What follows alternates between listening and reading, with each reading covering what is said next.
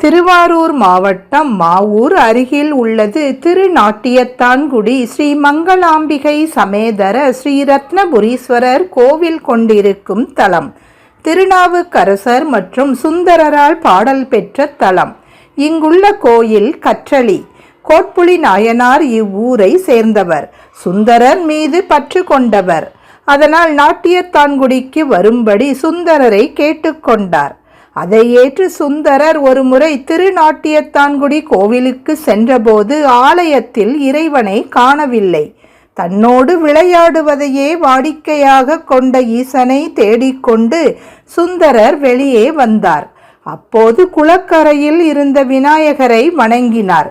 விநாயகரோ ஈசான திசையில் கையை காட்டிவிட்டு வாய் பேசாதிருந்தார். சுந்தரர் அந்த திசையில் சென்று பார்த்தபோது சிவனும் பார்வதியும் நடவு நட்டு கொண்டிருந்தனராம். இதை பார்த்த சுந்தரர், நட்ட நடாக்குறை நாளை நடலாம், நாளை நடாக்குறை சேறு தங்கிடவே, நட்டது போதும் கரையேறி வாரும் நாட்டியத்தான்குடி நம்பி என்று சுந்தரர் பாடவும் அம்மையும் அப்பனும் அங்கிருந்து மறைந்து கோயிலில் எழுந்தருளினர். சுந்தரரும் கோயிலுக்கு திரும்பினார். வாயிலில் அவரை பாம்புகள் வழிமறித்தன.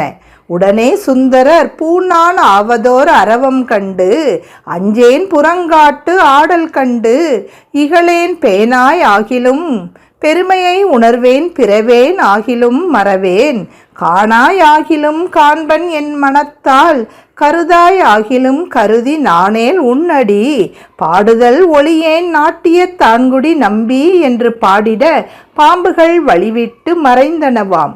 இன்று வரை இந்த ஊரில் பாம்புகள் எவரையும் தீண்டியதில்லை என்கிறார்கள்.